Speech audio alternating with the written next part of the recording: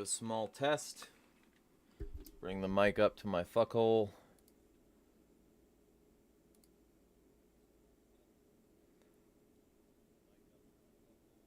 Alright, cool.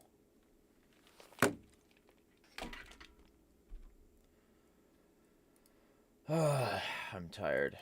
I'm tired.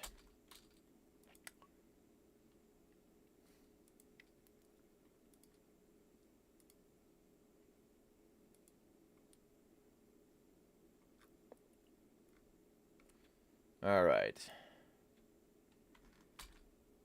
Sharing this on Tweltor.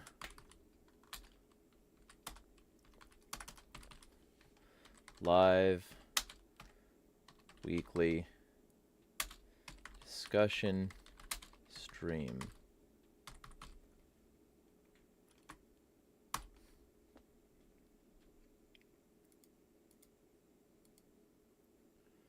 All right.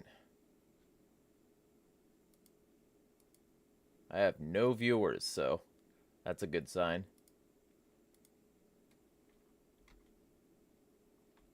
All right. Still gonna share it, though. You know, I'm still gonna mass share it. If nobody shows up, I'll at least have done due diligence. And I can start my workout earlier. Here.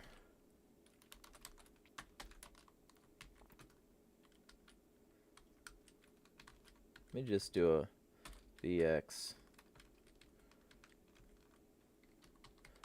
twitter.com and acolytes.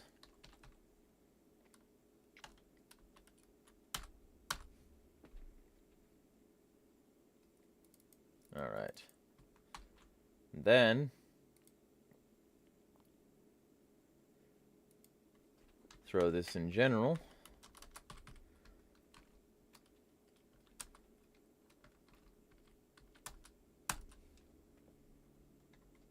And then still no viewers, but whatever. What happens will happen.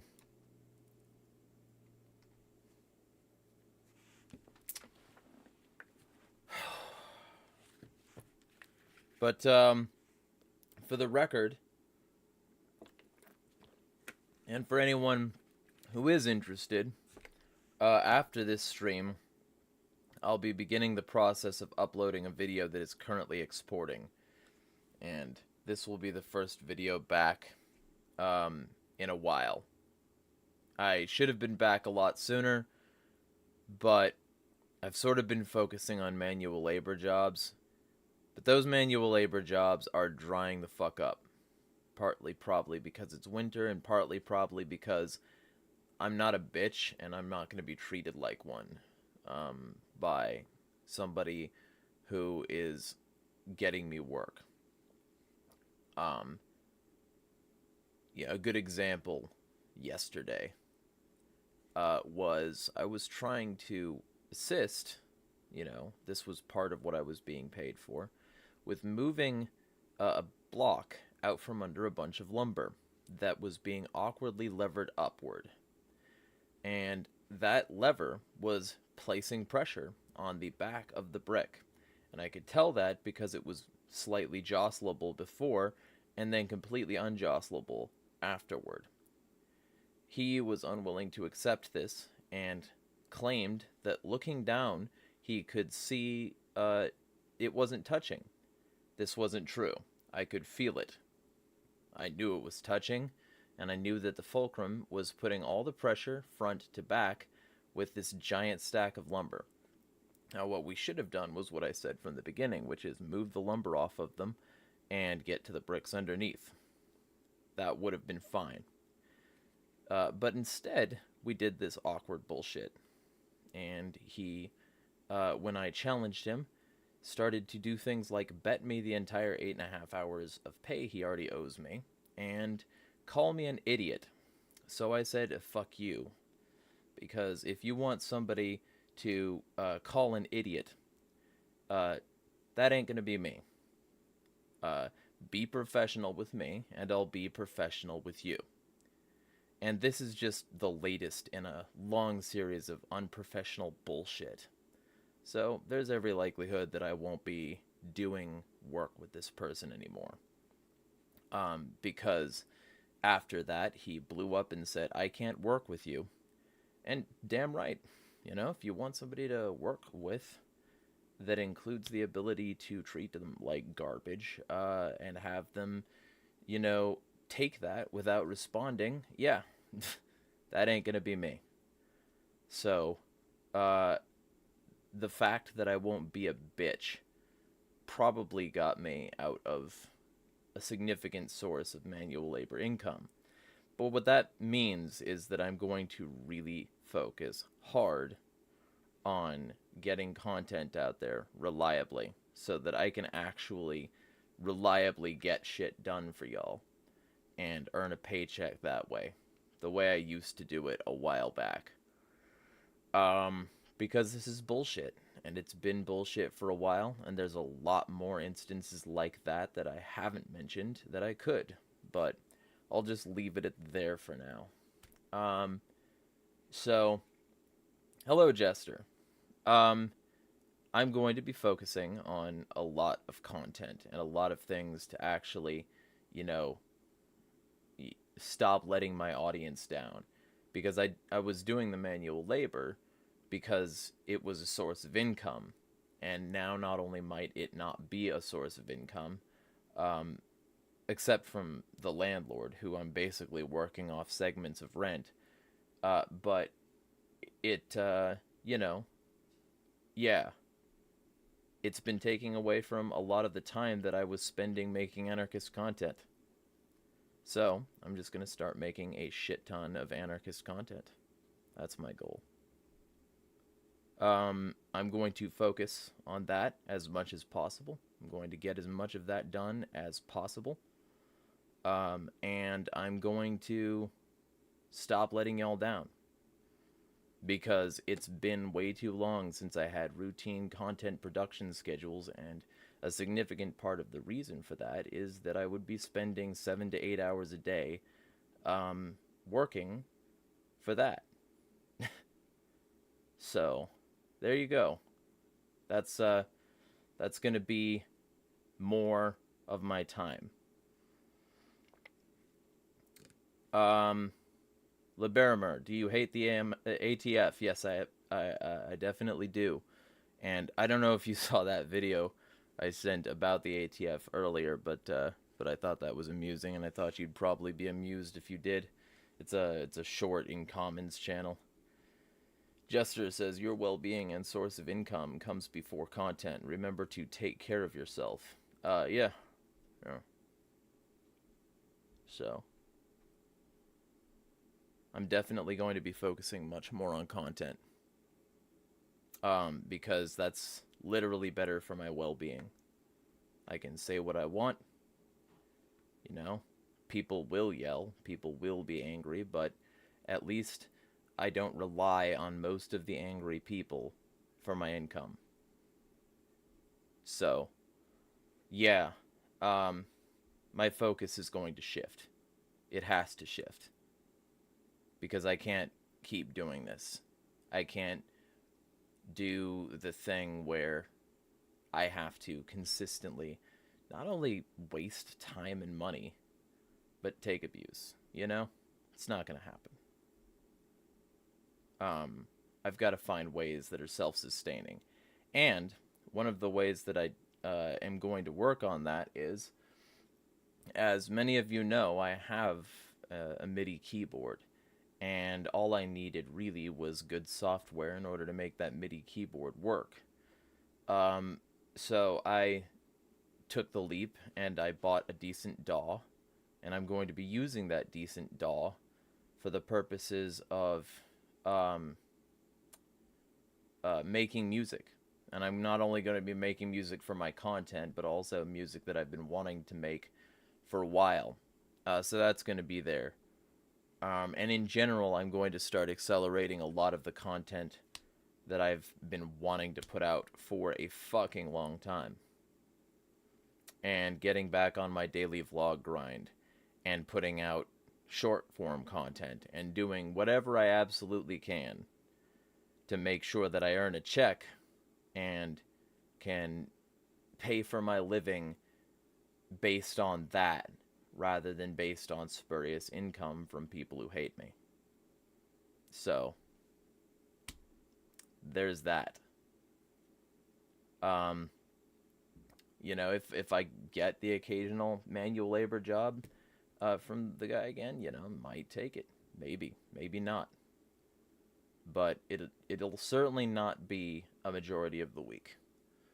A majority of the week is going to be for content production, especially since I'm basically up on rent till most of the end of the year. You know, it wouldn't take much for me to be good on rent until the end of December. So, like, I've got the basics. I'm not gonna be homeless.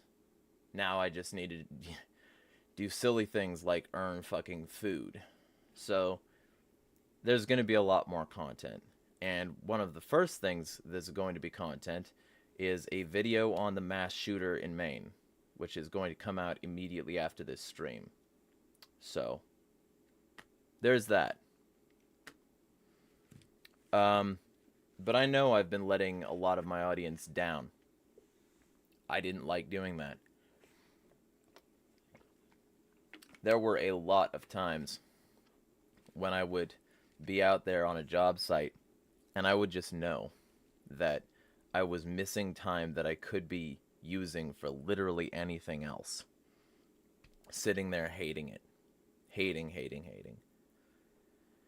And, you know, if I just put in the effort, I can actually, like, put out a significant amount of content.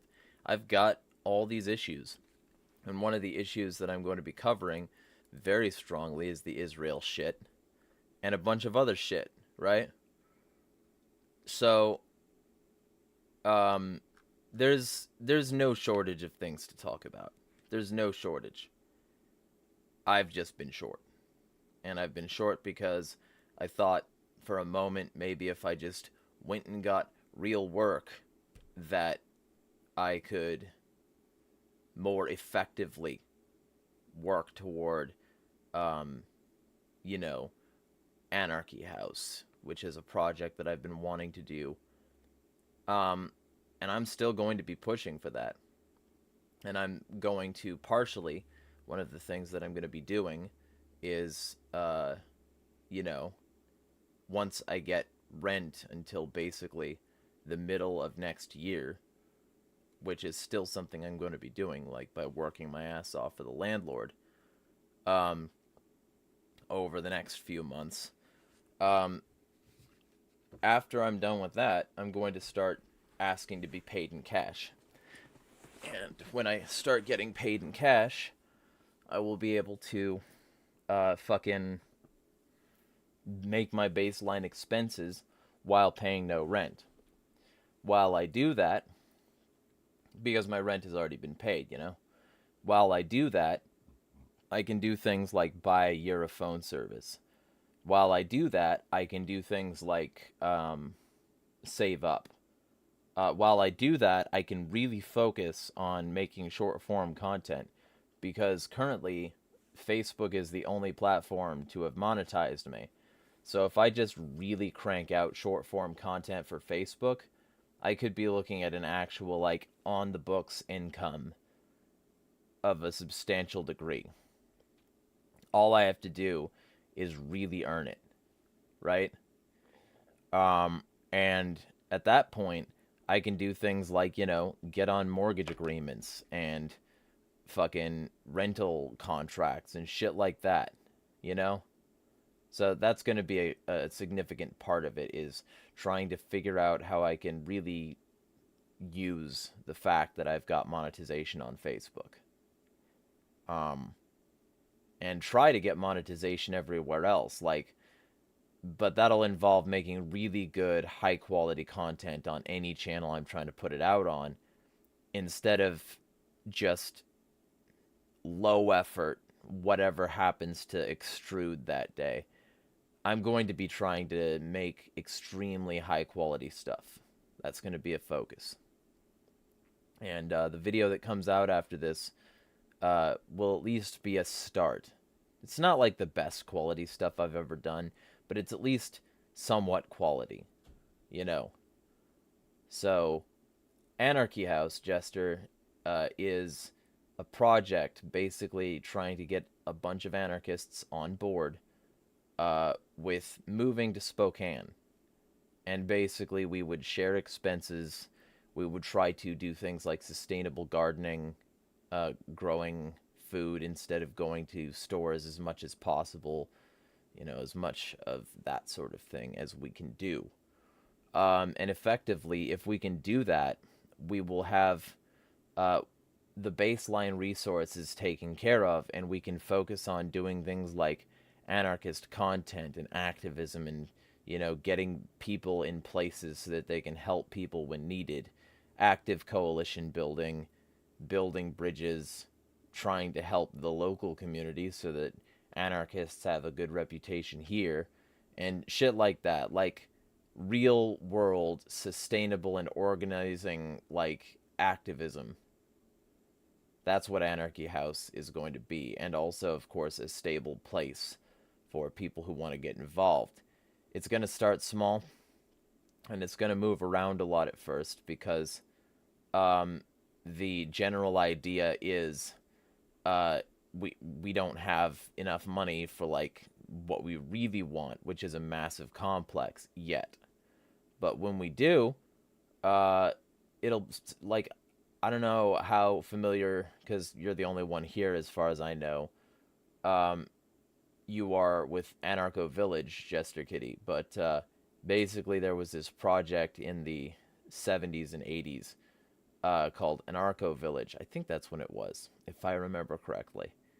And basically it was a project, like, Samuel Edward Konkin III bought an apartment complex and had a bunch of anarchists basically living there and helping produce zines and other sorts of things. And essentially, the anarcho village, like, was like a test bed to see if gray and black markets could effectively choke the state, make people freer, etc. And it was basically successful. I mean, it was a lot easier back then because there were a lot less tracking techniques and a lot less restrictions and abilities for the government to do shit to people. But at the same time, I'm still anarchist in the modern era, and I'm going to try, you know, I'm going to try the Anarchy House. It's going to be a thing I attempt. So, you know, I need an income, right? And I was previously getting that income from work associated with landlords and various housemates. But the nature of landlording and people who sympathize with landlording, which the housemate does, is oftentimes a philosophy of accepting certain elements of rulership in exchange for a domicile and various other shit like that. So it's like, you know, maybe there's something to the leftist ideas that landlording and usufruct, etc., is a bad thing. And maybe it's not real conducive to anarchy. Who would have ever thought? So, I'm going to start really hammering the stuff I can control instead of working with people trying to control me, you know? Shit like that. That's what I need to do. I really need to hit that hard. So that's going to be a huge plan for me. I'm going to be really pushing that hard. Because the more I can get that sort of thing off the ground, the less I have to rely on this other shit. So the best thing is like, share, subscribe, etc. But ultimately, I need to put my pedal to the metal, you know, and I need to actually get shit out there. Jester says, sounds like what my teacher wants to do. Was going to get a bunch of her friends and live on a large plot of land. Yeah, it's similar. Yeah. Hello, Minty. You are viewer 3. Liberimer says Anarcho Village was Chad. That it was. That it was.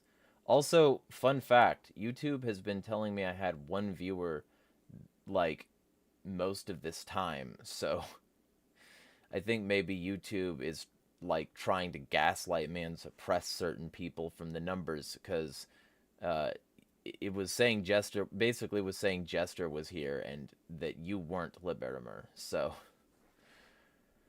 yeah. Okay. Well, that's interesting. That's very interesting. Liberimer says he's been here this whole time. Yeah, okay. Well,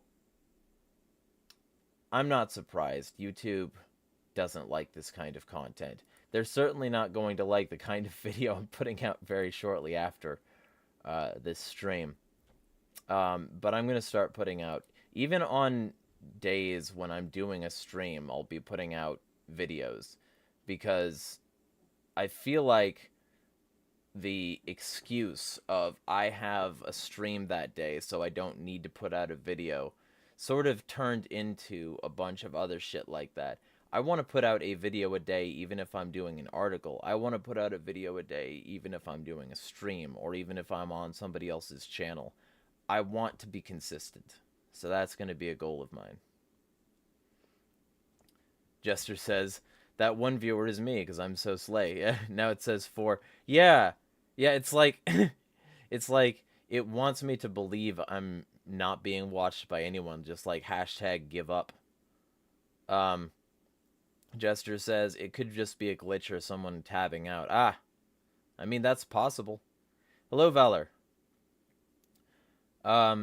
Minty says, looks like Israeli politicians and military leaders are just going mask off and admitting they want to exterminate Palestinians, and of course the West turns a blind eye to this. Yeah, well, you know, certain elements of the West, because there's a significant portion of the West that doesn't. Like, Western governments, absolutely. Like, most people in Western governments don't give a fucking shit. But there's a significant enough people, like, amount of people in the West that do. Like, especially people, like, more familiar with outlets like Al Jazeera. You know, Al Jazeera has been a huge benefit to Western understanding of the Middle East. Because if you go to Al Jazeera, you're going to get, yes, partly state-funded media. And I'm not saying that that's, you know, awesome. But what you're also going to get is, like, media from the perspective of Middle Easterners that you wouldn't get from anyone else. And so I go there a lot to find out stuff that's happening. Because, first off, they're in the thick of it. They're consistent, and they're moving in very dangerous places. You will constantly see things about their reporters being shot, their families being killed because they were in the zone. These people aren't just, like, overseas assholes, like, opining from the reclining. Like, these people actually are there. They're in the teeth of it, doing real journalism. So much so that they routinely die. That's significant. And if people want to say that because they're partially funded by the Qatar government, fuck off. Like, yeah, things that are partially funded by government are sus, but a lot of these people that say that would totally, like, eat up anything PBS or NPR, even though those get government grants, and even though those are inherently and internally biased by their funding sources, like the Annenberg Foundation, with Bill Gates and, like, a bunch of rich fuck hands involved in making that content. So it's like, if you think 60 Minutes is unbiased, but you want me to hate Al Jazeera, you can go fuck yourself. You know? That be the grind set I'm on. I oppose the idea that Al Jazeera is any more like inherently biased than would be something heavily funded by the Bill and Melinda Gates Foundation or any of these other fucking big state actors. Al Jazeera is fine. And I notice that when people want to say that Al Jazeera is not fine, they say it's biased or it's like, you know, state media from a Middle Eastern government, and they're like saying that. But then they don't go any further. They just want that to be where it stops. And I'm like, nah, I'll listen to all sources, including ones you don't like, and I'll come to my own fucking conclusions. Thanks much. So, I didn't watch SpongeBob, so I wouldn't be able to know who's the biggest statist in SpongeBob. But if I were to guess, because personally I view state and capital as hand in hand, if I were to guess from my decidedly limited knowledge of it, I would probably say Mr. Krabs is a relatively big statist, because he probably routinely relies on various rulership structures in order to maintain his bullshit, and if I recall correctly, was a big advocate of union busting for an episode there. So I don't know. I don't know enough about it to be able to tell you that. But I would probably guess that Mr. Krabs is the biggest statist in SpongeBob. The marriage of state and capital is a scourge on society. LeBarimer says Mr. Krabs is a veteran. I mean, is he anti-war and a veteran, or is he a veteran and, like, you know, if you don't like it, leave? Because that's how you can tell whether a veteran is a statist or not, is whether or not they still support the state, even though they just watched how corrupt it was from the inside. Because there's no way that they didn't see the corruption if they were on the inside. Minty says, oh yeah, that one episode where Squidward and SpongeBob went on strike and Mr. Krabs kept clowning on them for it. Yeah, JD in the server showed me that. I don't watch the show, to be clear. I've seen certain episodes and certain segments because of people like JD who are like, you know, the show is great actually, and maybe. But also not real keen on watching like the thousands of episodes at this point to figure out which ones are diamonds in the rough, you know? And also in terms of statism, I do remember one SpongeBob thing that really stuck out to me, and that was that basically 1984 comic that the official SpongeBob folks put out, where basically like individuality was discouraged and you couldn't even put a unique pickle on the burger. So that sort of thing, probably, you know. Valor says, JH, not sure why. I am in live chat, so I should be seeing all the messages. Also, hello, Kent. LeBarimer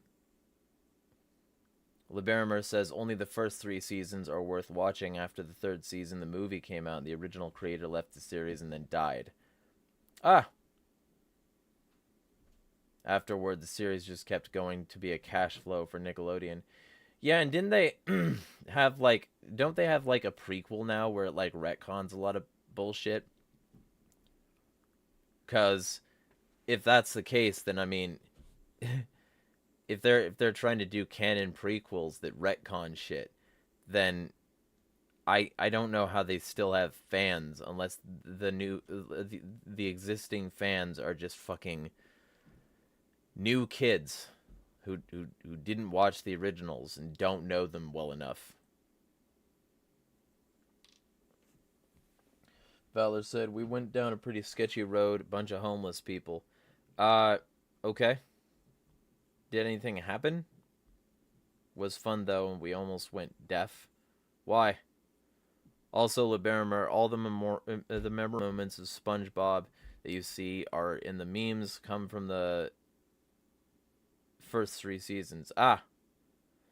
Minty says there was one episode where Mr. Krabs' dollar was eaten by a clam and tried holding SpongeBob and Squidward against their will to get it back. Ah. Liberima, the existing fans are just new kids that mom and dad plop in front of the TV. That way they don't have to watch and parent them. The OG fans just watch the originals. Ah. Valor says there was constant screaming in the park. You know, that's one of the things. That's one of the things. I feel like parks used to be a lot better, but also I haven't been to one very recently, except looking from the outside while I'm on a run or something like that. So I can't tell you for sure, but I see so many elements these days that just aren't very good. And so many elements that were like fucking awesome that aren't there anymore. Like a lot of the spinning stuff, for instance. Like, what happened to fucking like carousels? They used to have mechanical carousels, and your job as the kid would be to gather a group of friends to all push a part of it so that it would spin fast enough that when you sat on it you could have a ride. I want to know what happened to those, because I just don't see those anymore, and that's a shame, but I'm assuming it's because of liability and the fact that a bunch of kids got injured, and instead of being like, hey, yeah, injury is a part of childhood, their parents were like, I'm going to sue the park, and so they just stopped installing them. Probably.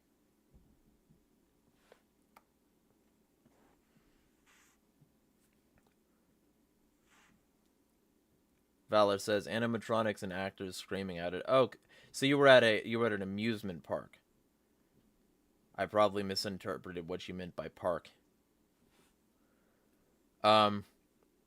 Minty said some moments of the new seasons can be funny, but seasons 1 to 3 are the best.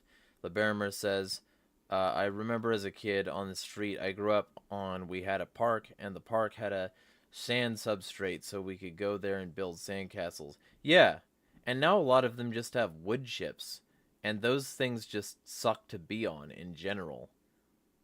Like, you land in a fucking pile of wood chips, you might catch a splinter while you're trying to just jump off something. So it encourages you to not jump off things. So congratulations, a huge part of childhood is now frozen out because you had to have your fucking bullshit. Jester says, I wasn't allowed to watch SpongeBob. Valor says, why? Yeah, I'm curious too.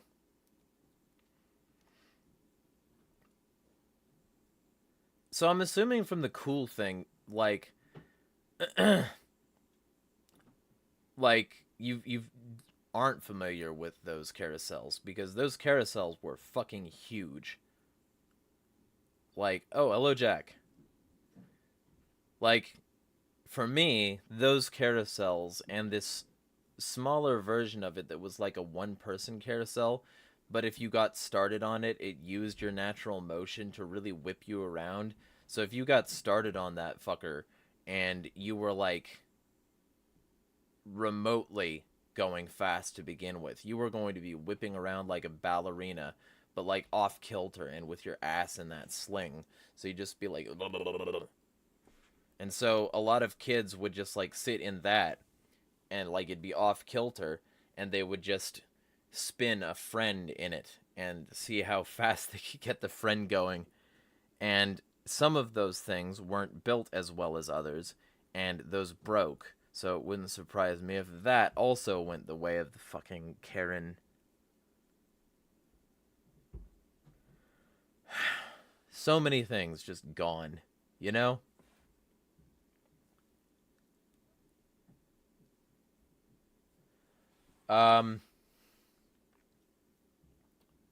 Yeah, it was a horror attraction. Ah, okay. Well, then it's probably better than normal park. Jester says animatronics. Did you all see the FNAF movie? No, because I've never played the games, so I don't care about it. I keep getting told to play the games, and if like, if I get enough, like, financial support that I can reliably afford my own internet connection at this place, so that I can plug into it and have full, like, gigabit all the time with no downtime, then I'll start playing things like FNAF, because, like, it's been something people have wanted to watch, and I used to do gaming content, but, like, I realized that the streams were just the worst fucking quality.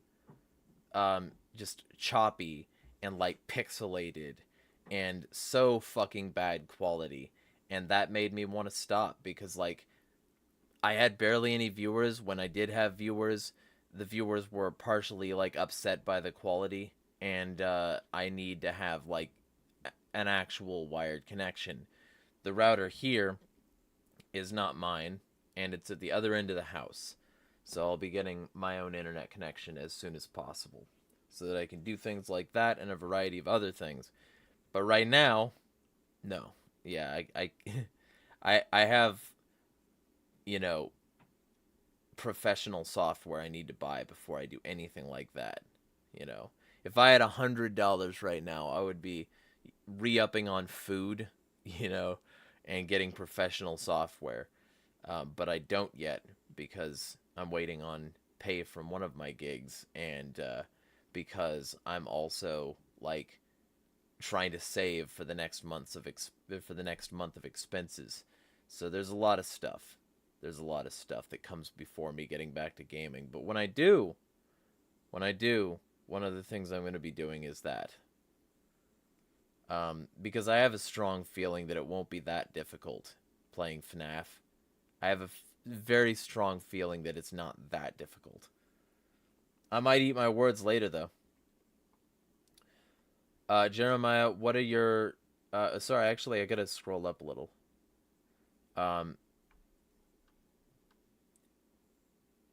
Liberimer says, because now I couldn't go barefoot, and any time I fell on that, I get slivers. Yeah. It's like it discourages part of the fun. Valor says, wood chips would stab the hell out of me. Yeah. Yeah. It's not good. Minty says, Jeremiah, what are your thoughts on Ayn Rand? I started out a lot of my more extreme libertarian ideas because I read Ayn Rand. And then I found out how much she hated libertarians and libertarian ideas, and now I'm not into Ayn Rand. Especially since I found a superior Russian, fucking Emma Goldman. People should just read Emma Goldman. Her work is much better.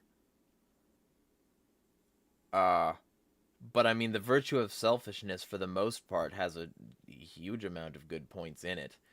And the stuff with which I disagreed was later recanted by Nathaniel Branden. And I knew this because I actually looked into it and followed up, and he said he regretted some of the things he said in there, most notably his stuff about, like, you know, gay people being defective and shit. And, like, he before he died, you know, rest in peace, he was doing, like, self-help and trying to teach people to be their best self and, like, heal from trauma, and their self-interest also included not being in a toxic headspace and a bunch of... He turned into an extremely good voice for a lot of good ideas. And we were also friends on Facebook.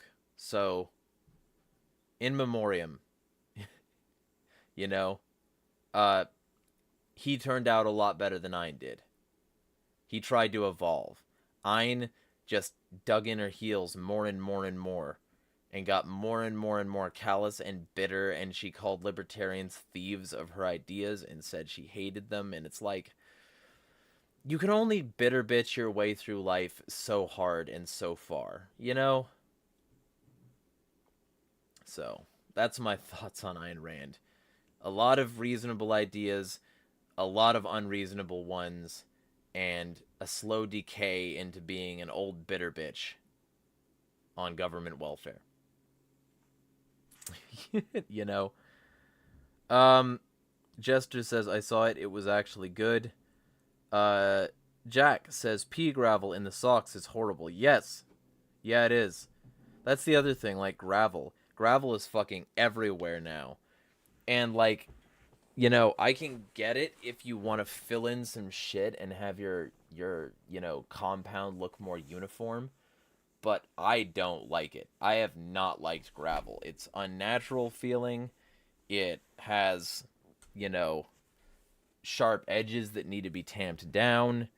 Walking on it is a problem unless it's compacted, and it often isn't. It's like a thing you throw in a place so that that place can seem like it was maintained, but it so often isn't, and rolling things on it is difficult.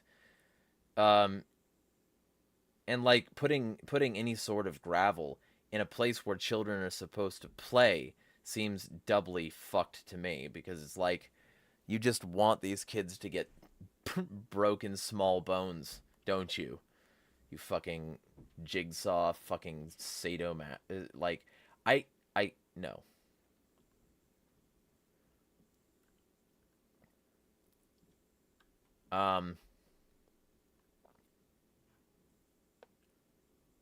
Valor says we don't have the money to go to a theater. Yeah, yeah, I could see that. Liberimer, and they also got rid of the merry-go-round that we did have and replaced it with one that couldn't go fast at all. Oh, so you know what I'm talking about then. I called it the carousel, but it was also called a merry-go-round.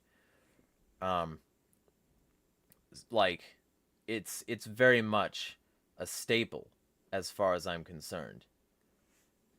Um, Especially one with like super greased bearings that you could like really amp up the speed on, because the whole point was a team building exercise. Like, see if you could get a strong ass team together to go super fast on this thing.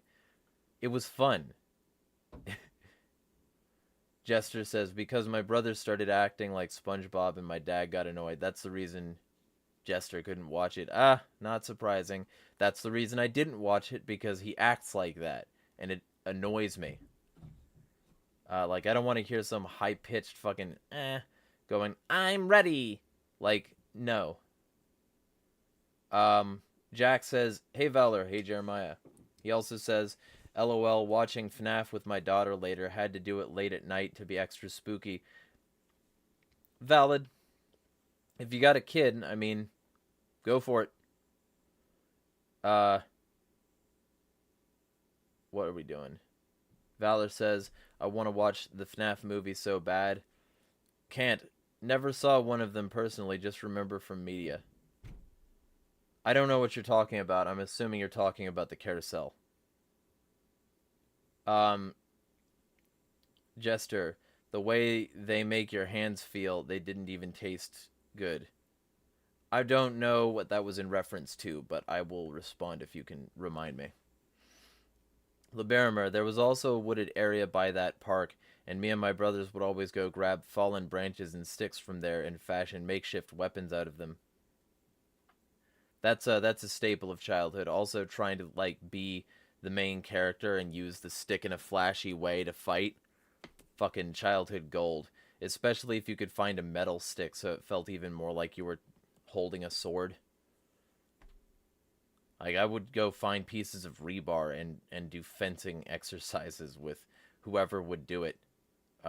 Because I lived in the desert, and being raised in the desert, you get violent tendencies like that.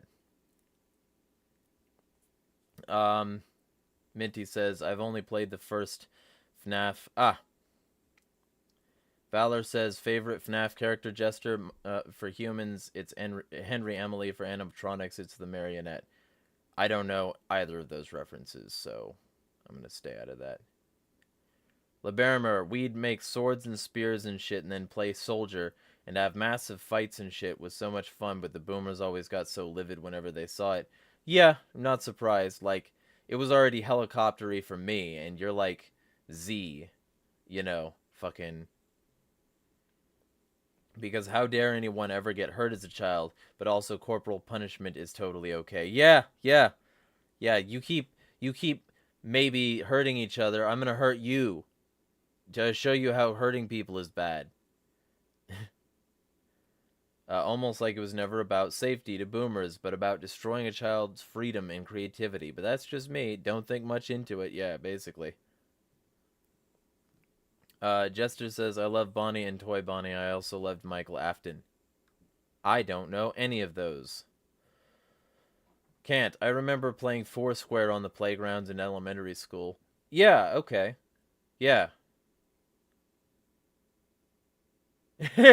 Jack says, why buy software when Israel could use your last penny? Yeah, or Ukraine, or, fucking whatever other place the, U.S. wants to fund Saudi Arabia to commit a genocide in.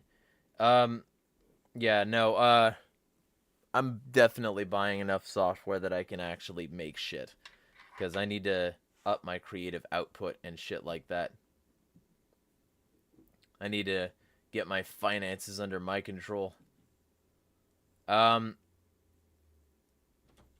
says the toy animatronics are genuinely adorable. They never scared me except for Mangle. Valor says, what animatronic scared you the most? For me, it was Withered Bonnie, Withered Chica. I'm not gonna. Okay. LeBarimer, Emma Goldman was a Lithuanian. Well, yeah. So Lithuania was a part of the Russian Empire at the time. That's what I'm saying. Like, that's, to me, that's Russian. Like, Puerto Rico is part of the U.S. empire. If somebody called a Puerto Rican American, I would agree with that. Jack Curtis says, read The Sumerian Swindle by G_D. It will blow your mind. I will at some point. Send me a link. I will at some point read whatever recommendations people have. He also said Foursquare was a shit can't.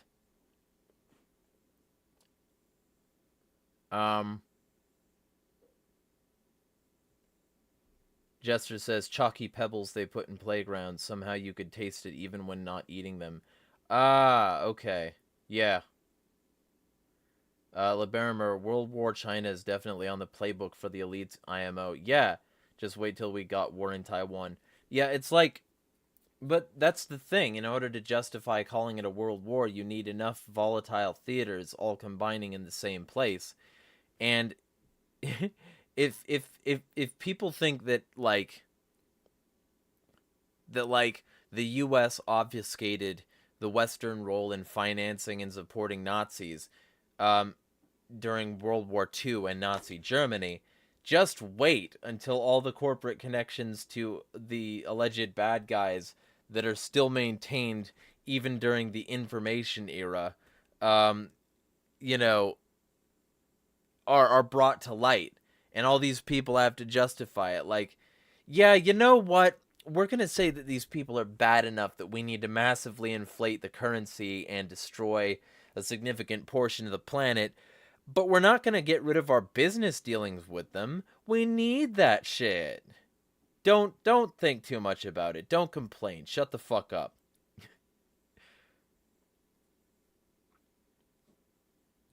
Valor says, do you think we are seeing signs of final... I mean, I've been saying that we've been in Revelations-like state for a while now. Like, that's nothing new. Nothing new at all. I think, though, that was a warning, and that we can heed that warning and avert apocalypse if people decide to choose freedom. I don't think they're going to. I think that's what's necessary, though. I don't think it's going to happen, but it's what needs to happen if we're going to pull ourselves away from the brink. My take.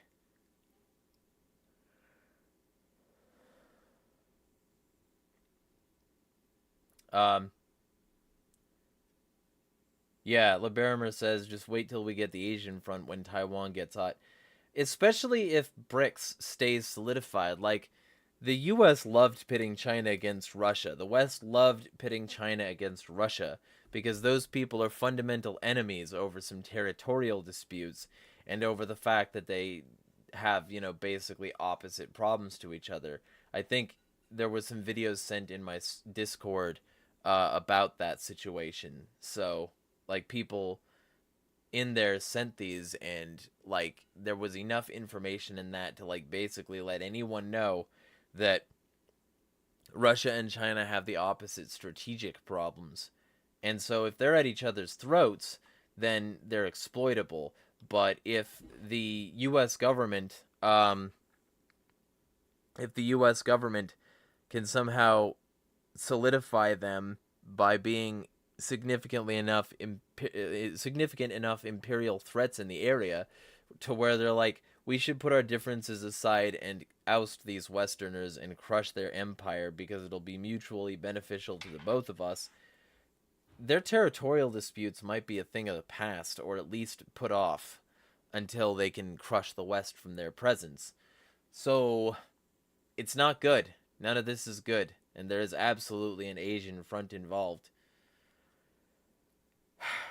It's depressing because there's going to be more blood than ever if there's another world war. They use the last one effectively as a Malthusian mechanism for controlling existing populations and inflation and instituting a bunch more policies.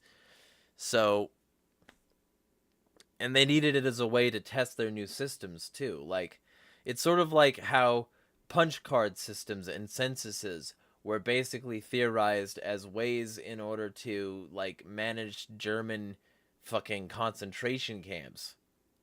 But now we're all working with that system, basically. It's like every time one of these major world conflicts comes out, they always have ways to exploit it and extract beneficial new ways to control people.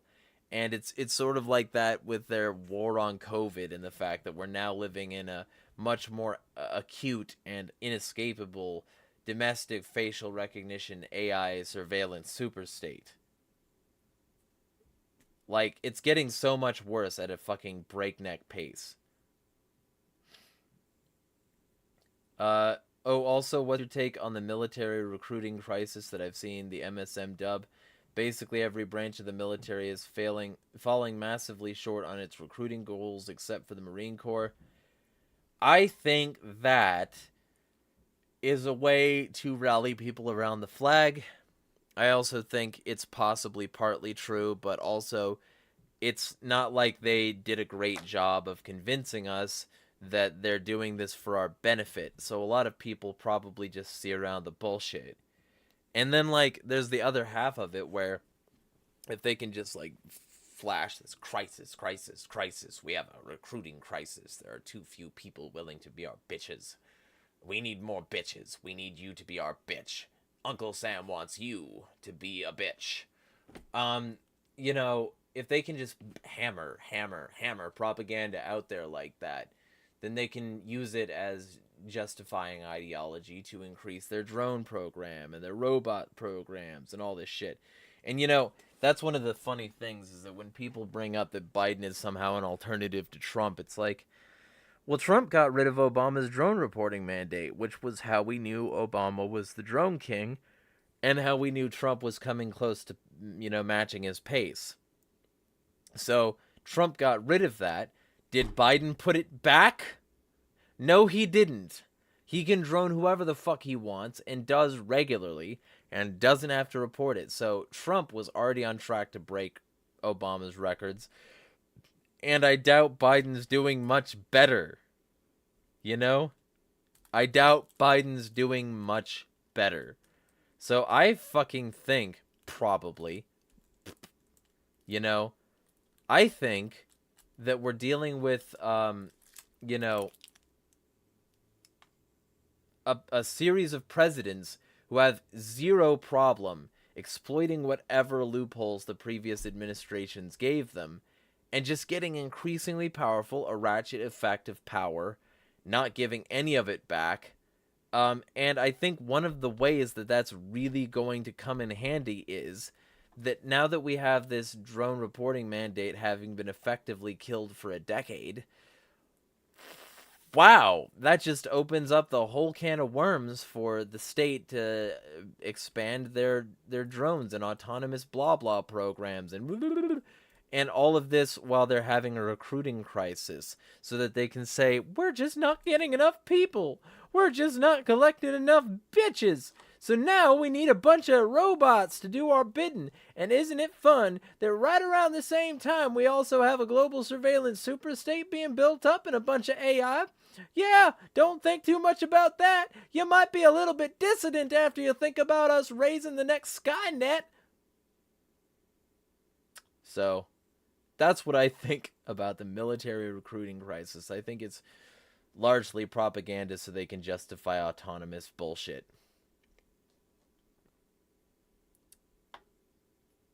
Jack says, I think if I force-fed a population with a story for millennia, they'd be looking for it. It's part of a generational plan. Zionism is a disaster. I don't believe the Holocaust story. Well, I disagree with that. It's definitely something that happened and that even the financiers agreed with. It's not like the people at the time, it's not like those in generational power and money don't think it happened. It definitely did. He says, follow the money, notice the names, connect dots, so much to get into. Check out that book. Okay, so it's a Holocaust denial book. I mean, you can send it to me. I will read it, but I'm going to pick it apart because it's probably full of fallacy. It's probably full of a bunch of things that they don't want you to look too deeply into past it. So I'll be looking into every aspect of it. You can send me a link.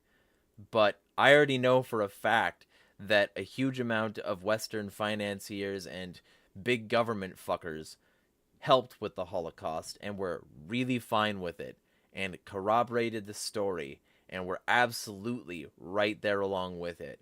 So I don't buy any sort of thing where it's going to be like it didn't happen.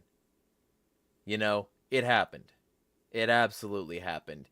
And I have an article out. I don't know if you saw this because it's been a bit since you've tuned into one of my streams, but I have an article out now about the amount that the West helped the Nazis at the time and after. So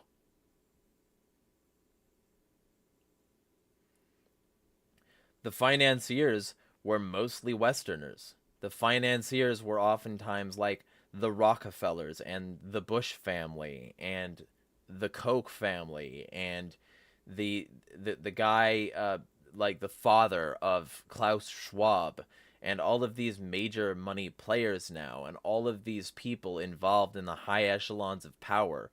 I wrote an article about it. If you send me that book, I'll send you my article because it's well researched.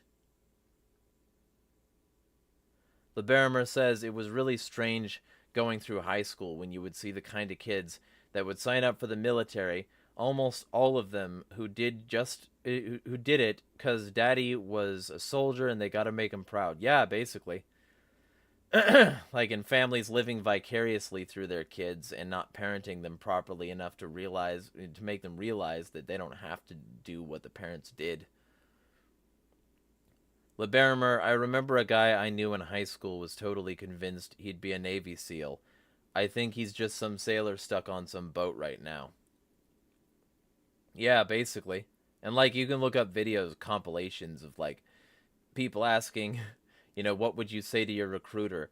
And none of them have anything good to say with very few exceptions.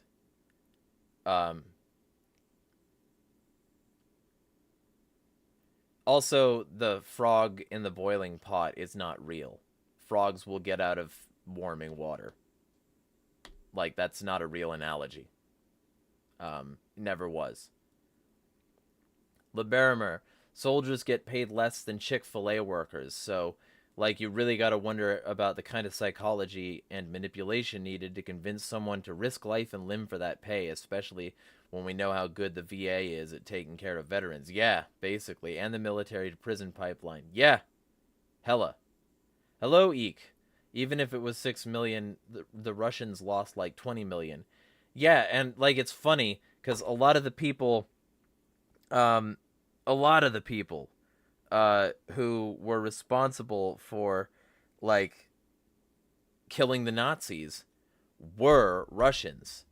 And because they were Russians and because the Russian government was allegedly communist, even though Emma Goldman would disagree with that, rightly, because it wasn't living by the tenets of communism, and it resulted in a new bourgeoisie class, and not, the stated goals of the Bolsheviks. Um, you know, the Black Book of Communism, a propaganda hit piece, will include the deaths of Nazis as victims of communism. Or sorry, the deaths of Russians killed by Nazis as the victims of communism. Not victims of Nazism, which they were. Not victims of a foreign fascist government they had to put down before its Reich spread the world across. Not the people who were in the concentration camps and Russian.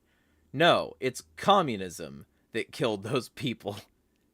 And it's like, yeah, communist countries have a bad track record in that regard. Don't get me wrong. I'm not supportive of like the tanky sort of historical revisionist, like it was okay mentality. And I have been a vocal critic of the Great Leap Forward. But if your book, The Black Book of Communism, includes the deaths of Russians fighting Nazis, you can go fuck yourself. Don't propagandize, and especially don't propagandize against the communism that is actually a pretty decent, authentic antidote to the kinds of governments that raise Nazism. It's bullshit. It's manipulation. It's spin. And so you'll hear these people talk about how these commies are murderers. Look at all these numbers I can bring up from this extremely disingenuous source. And it's like, fuck off. Fuck you.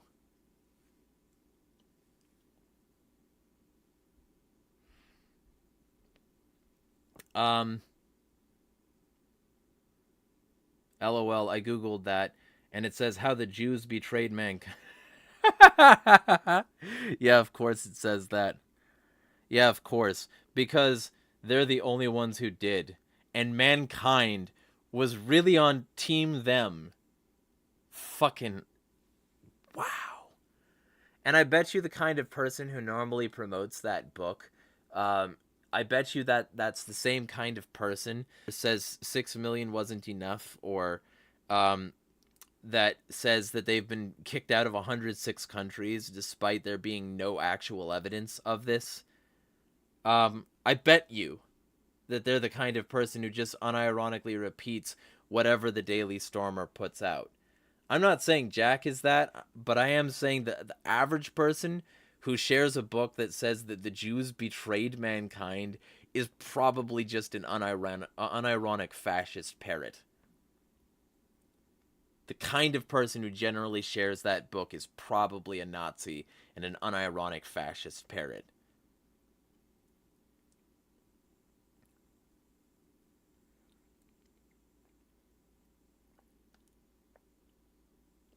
So, anyway, stream has been going on for an hour. I can still go on for a little bit more. If there's anything anybody else wants to talk about.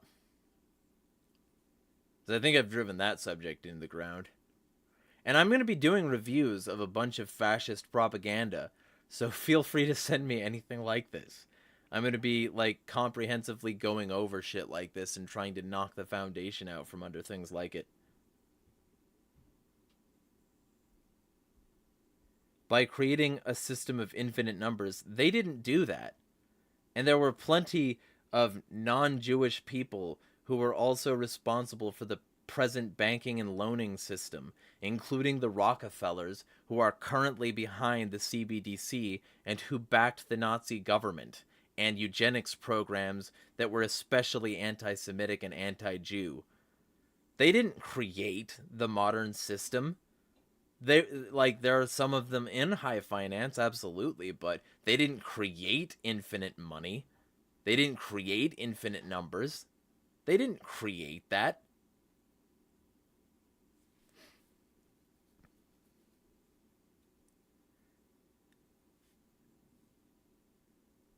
LeBarimer, over the past like 2 weeks, there was a major gun control ruling in the Ninth Circuit, California. Got bitch slapped. Want to talk about that? Send me a link. Link me. Oh, just, Jester says, I zoned out. What happened with Nazis? I'm just going off because we're talking about potential Holocaust revisionism. And you know where I stand on that. I'm an extreme anti-Nazi fucker. So, I've got a lot of facts to sort of back this sort of shit up. Like, the current CBDC is going to be more infinite than anyone from 1913 on Jekyll Island or anywhere else could have possibly predicted. It's going to be more infinite, and that is not Jews. Bill Gates is not a Jew. The Rockefellers aren't Jews. They funded the Nazis. So the people who funded the Nazis are now helping create our new money of greater infiniteness than anything the Jekyll Island fuckers could have possibly theorized.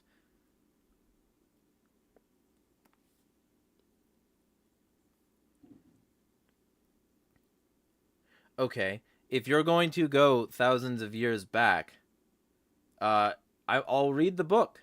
I'll read the book for sure. But if you're going to say that this is somehow Jews, when the people who wanted the Jews exterminated and funded their extermination are creating the CBDC, I don't think that's true. I think every group historically has cloyed for power like this. Every major imperial group has cloyed for power like this. Yeah, Henry Ford, Hugo Boss, fucking IBM, the Rockefellers, the Bush family, who is traceable to English royalty. There are so many crowns, so many people at the helms of so many ships.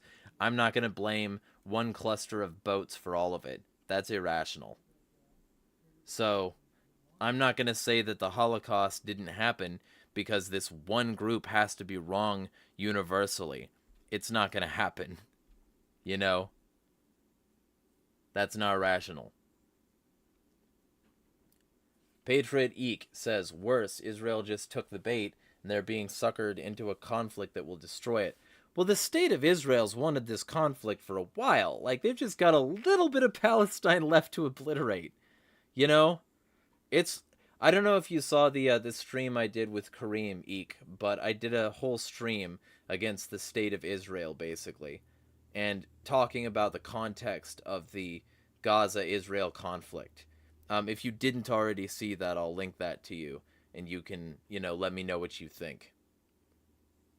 Because, the fact that I will defend, the common Jew, and the fact that I will also bring up the rest of financial power and shit like that, does not mean that I approve of the state of Israel. I will go hard in the motherfucking paint against Israel, their self-described Jewish lobby in America, and a variety of other institutions that are replete with power that I routinely oppose.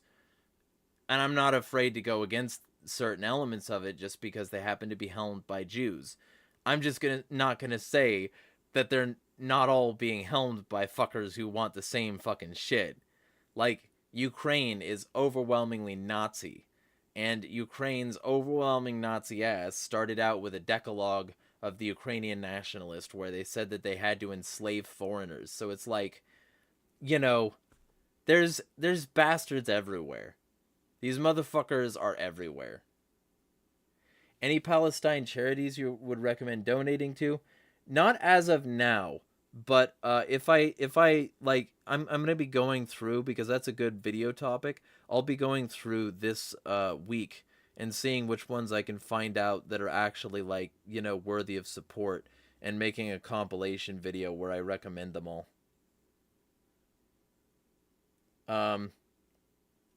So, and don't just, okay, so both both Eek and Jack are bringing up the Balfour Declaration. That's good. That's a good thing to look into, but also look into Sykes-Picot. Look into Mandatory Palestine and the McMahon-Hussein correspondence, I think it was. And the fact that, like, basically the reason Palestinians were pissed initially is because they were, like, suckered into helping the Anglo-American establishment win World War II and push the Ottoman Empire away. And then all of a sudden, this agreement that they had that they would be granted independence and official recognition as a state, the West was like, nah, you know what? Actually, Britain owns this place now, and we're going to put a bunch of Jews here. And we're going to help them with the Nakba, and gradually over the next half decade push like 1 million of you out of your homes and destroy hundreds of your villages. It's like, it's a lot more complicated than just the Balfour Declaration, even though that's definitely a component of it.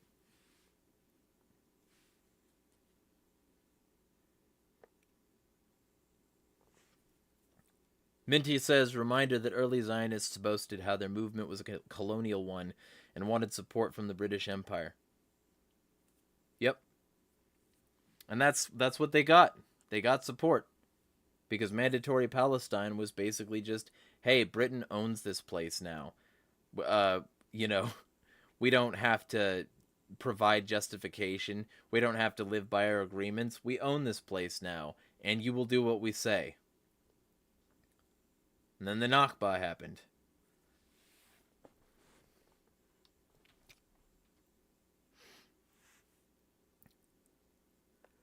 And I get that focusing on Zionists might be like an acceptable thing, but if you say Zionists are behind the modern states or behind, like the vast majority of events, I disagree with that.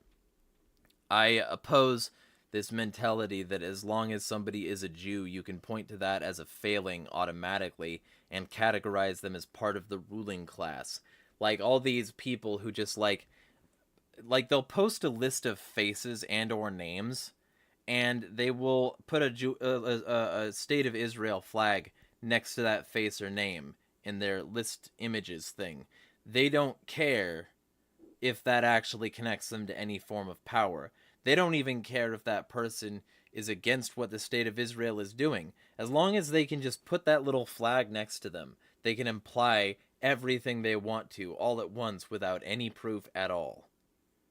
Or if they just say that their name is sufficiently Jewish so we can call them a Jew. Sort of like this rapid growing movement to say that the primary owners of slaves were Jews. No, they weren't. The vast majority of slave owners weren't Jews, but you can point to a cluster of Jewish slave owners and traders. You can do that, and you can also point to clusters of English slavers and slave traders that's much larger. They don't do that, though. They just say, they're trying to ossify power against a group, and so they're trying to get as many people angry with this group specifically as possible, and just ignore what our groups do. Ignore our contributions to this sort of shit. Ignore how our power has manifested these problems, and just focus on the Jews. And so that's one of the things that they're doing is they're saying Jews sold black people.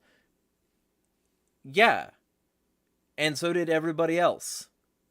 So did black people. So did, like, the Taino people were partially sold as slaves by neighboring tribes. It's not fucking exclusive. None of this is exclusive. It's part of the human vice. So it's like, my whole deal is, I'm not going to, like, ever endorse a source that claims that it's all coming from the Jews. Because fuck no, it's not. Yeah, and like, so Jack and Eek both say, like, Barbary pirates enslaved whites, and Romans sold white people, tons of people sold slaves. And slave does mean Slav, and it comes from Slav, and it was like white people that were owned. And so, like, it's not new, and it's not Jews. It was, and that's the same thing I can say of these money systems. If if you can look back on the history of money, it's not that Jews are at the root of all of it. It's that enough of them are powerful that occasionally the powerful people of other groups can point at them and say, see, this is the real problem. No, the real problem is state capitalism. And as long as we have the state and state capitalism, you know, we're fucked. We need to smash the state, not smash, like, the Jewish establishment, you know, as though that's going to solve all our problems. Not smash the Zionists as though that's going to deal with all our problems. I mean, there's a significant amount of people in both groups that do need to go, but, like, there's also the fucking Rockefellers. There's the Bush family. There's all these people who worked with the Nazis. There's the Nazis themselves and the CIA who helped so many of them escape. There's all these fucking people. Eek says, it's a distraction. Again, they will be sacrificed. Yeah, absolutely. And they're trying to pit us against each other so that we don't notice. It's like, look at what the other hands are doing. You know? It's something I will always oppose. Because it doesn't help. It's not going to make us freer. And the people who are really in power and going to control us want us to think that it's just one or two groups instead of the system that they created. That way we can't ossify as a class. That way we can never fight them. We can never actually build a workers' party if we just build a National Socialist Party. I want class solidarity, motherfuckers. I want insurrection. I don't want this shit where we're fighting small groups that don't actually have power for the most part. But either way, I'll be booking in about 3 minutes because I've got limited time left in the day to get in my workout. So, actually 2 minutes. So, if there's anything y'all want to discuss within the next 2 minutes, feel free. But I'm going to hugely push content. And this evening, before I go to sleep, there will be another video on my channel. Y'all can watch and share that if you want. It's going to be about the fucking main shooter. So, there's going to be a lot of content coming. I've got to get my shit back under my control. Because this recent stuff has barely been working, and when it does, it doesn't work for me. So, I'm going to be getting my shit back under my control. That's what's going to be happening. So, with all that being said, I hope y'all have a good one. Anything y'all... Oh, actually, wait. Before, let me just... Because I was tagged. I was gonna go over this.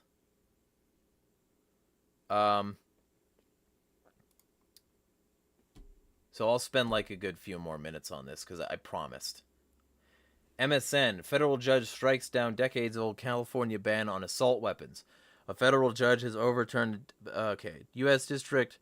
Landmark Supreme, blah, blah. Benitez relied on a similar argument when he struck down California's ban on high-capacity magazines last month. The state argued the law aims to prevent mass shooters from gaining access to assault weapons, but Benitez countered many of the banned firearms are also commonly used by law-abiding citizens for self-defense. California's answer to the criminal misuse of a few is to disarm its many good residents. That knee-jerk reaction is constitutionally untenable, just as it was 250 years ago, Benitez wrote in his decision. The law struck down by Benitez includes a broad definition of assault weapons, which includes a variety of semi-automatic rifles, pistols, and shotguns. Governor Gavin Newsom dismissed the decision as a direct insult to every victim of a mass shooting and their families. Fuck you. California's elected representatives decided almost 35 years ago that weapons of war have no place in our communities. It's not a weapon of war. It's the civilian versions that you're banning, fucker. Today, Judge Benitez decided that he knows better. Public safety be damned. Watch, this is going to be used as like a whiplash for backlash. They're going to come up with enough violent incidents that this can be justifiably reversed. That's my case. But like, I mean, for the moment being, I guess people in California can be slightly better off. I don't know. Either way, be well all. Smash the fucking state.